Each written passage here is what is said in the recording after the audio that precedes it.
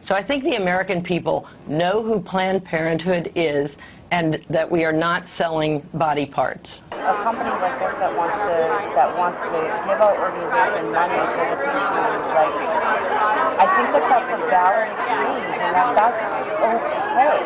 We have independent colleagues who generate a fair amount of income doing this. They want cardiac, or they want eyes, or they want neural. Certainly everything we put, gonads. Oh my God, gonads.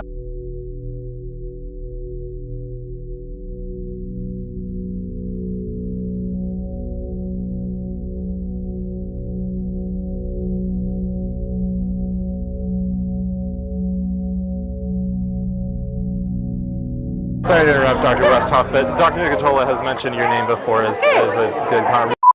You just met my procurement technician. We work with, we do fetal tissue collections and other human biospecimen collection.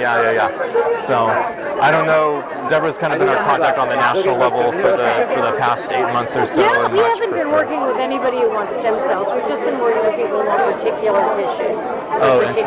Like they want cardiac, or they want eyes, or they want neural, they want spinal cords.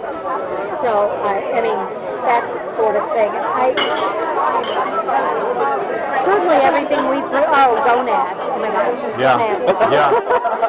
Everything we provide is fresh. We have a department that is focused on our abortion providers, and the head of that department is here, and I'm sure they have, in essence at their fingertips, information about volume and second try versus first try and so on. And I think they would be the right people to explore whether affiliates are different. Obviously, we would have the potential for a huge PR issue on doing this. It's something we're very discreet about it. Everybody else is very discreet. Well, I will make sure you're here for the whole week. We'll be here all weekend, as they say. We've got to. So but it's Deb Nicotola you've spoken with so far. I'll make sure you talk to a couple of our national office abortion people. This is important. This could destroy your company and us if we don't time, those conversations correctly. This is Deb Vanderhyde. This is Deb Vanderhyde. Hello. Good to meet you. Pleasure, thank you. Is it the liver only that you're Oh no, it's all kinds of stuff. Definitely, liver is probably easily the most, the highest in demand right now. And then neural tissue and neural progenitors is another big one that's very difficult, because that's where specimen quality and the antagonism of specimen is a big concern, because the brain is really, really fragile. So. Yeah. Do you, can I ask you about remuneration? Compensation, What's your policy and what have you been? We would, however they want to work it is fine with us. Typically, most places are doing per specimen, because it just makes most sense, because that's how they work and that's how we work as well. That's actually, I'm supposed to have a discussion with one of the affiliates possibly later this weekend about that. One of the things that we advise is our affiliates is to really consider that carefully. That might be a different situation with independents, though. I have been talking to the executive director of the National Abortion Federation. We're trying to figure this out as an industry about how we're going to manage remuneration. Because the headlines would be a disaster. Absolutely.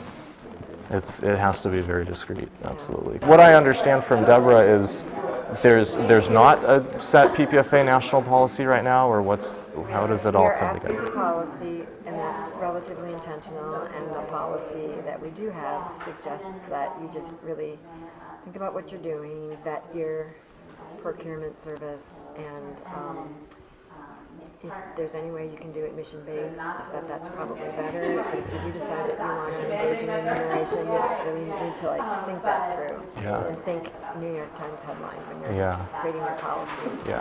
You don't by any chance have on you the PPFA guidelines on tissue procurement or anything like that? There are no guidelines. Not written? Yeah, there are guidelines on research, but there are not guidelines on tissue procurement. Okay. And there will never be guidelines. Oh, just to keep it. There's no guidelines. If something qualifies as research, if affiliate wants to participate in a particular research study, there are guidelines that how that happens. If they're gonna, participate in something like this, there are mechanisms by which contracts can be reviewed and things like that, but there are no guidelines. Deb gets requests, and I get requests about whether or not people should be working with. Well, the requests have been coming. We hear STEM Express. STEM Express is the other one, yeah. And should we work with them? Because Shasta Pacific, now Northern California, Okay. they work with them, and Yeah. they're sort of vocal about it. Yeah, STEM Express They're kind of has good. the whole north, yeah. For the first few years that it happened, it was treated as research, and then we realized that was kind of overkill. Yeah. Because we didn't have a particular IRB-approved study. Right. It just didn't fit into our framework, and so we just kind of backed off of that. I guess I'm talking even in terms of like compensation and stuff like that, just to, Nothing is written. yeah. There's nothing at stake. If they do it, that's fine. We're not going to say no, but we want them to think about really the New York Times headline. Yeah. To go into This feel bad. This is really worth getting. I don't even know what a specimen generally right.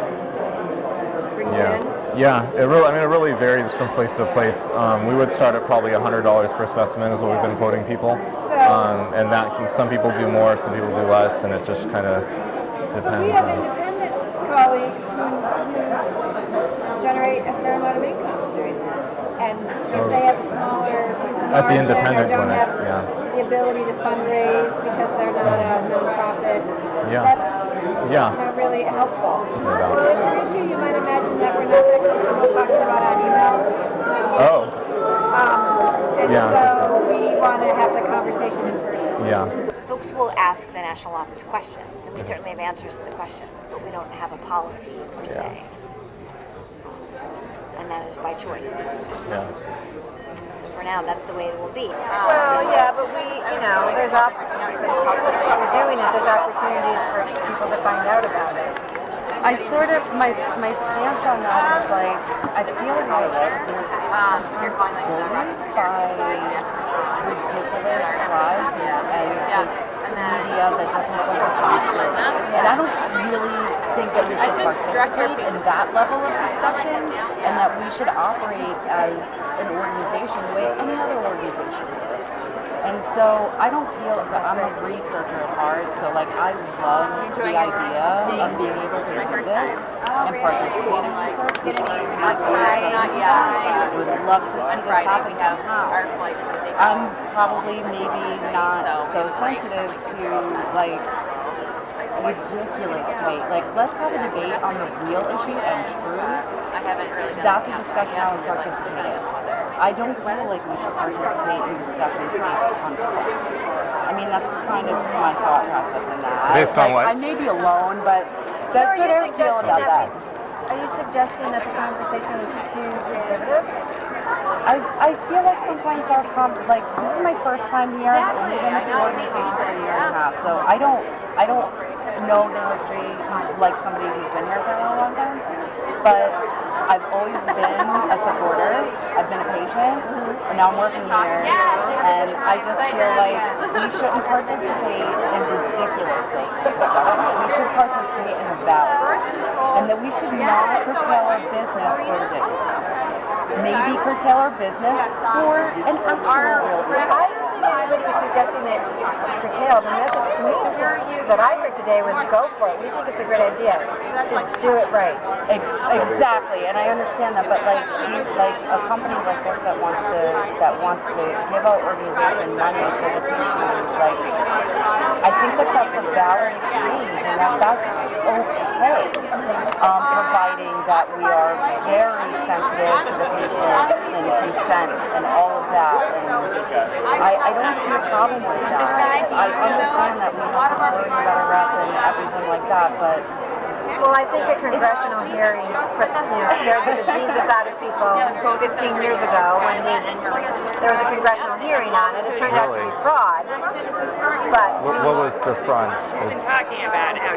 there was a person in opposition that said Planned Parenthood had changed the way it does its procedures so that they can collect tissue so that they can sell tissue. Turned out that was false. We've been very good at getting parts on liver because we know that. So I'm not going to crush that part. I'm going to basically crush below. I'm going to crush above, and then I'm going to see if I can get it intact. But it sparked a congressional hearing and some federal legislation, which is where some of that came from. So we just want to not have to repeat that. Right. And there are a lot of Planned Parenthoods that participate in donation programs that are reimbursed for. And that's fine. Yeah, it's fine. We're just suggesting that call us, help us, or let us help you walk through some of those steps to make sure that it's done right. Yeah. We can talk about this some more. So, yeah, I think go for it. And use us to the extent that you can. Okay. All right. Thank you very much. Yeah. Appreciate it. And I know Northern California, Marmonte, LA, they all provide donation for remuneration. So they would also be good people to check with. All right, thank you so much. Yeah, she asked more questions than anybody. Oh, she was really getting into it during the. Yeah. I hope that she didn't leave thinking that we were saying don't We're do discouraging it. Because Roger said I'm going to say a number of things, and I only want you to go away with one message. I think this is a good idea. Right. Now, here's what you need to look out for, and then at the end of it, he said, and I just want to reiterate, I think this is a good idea.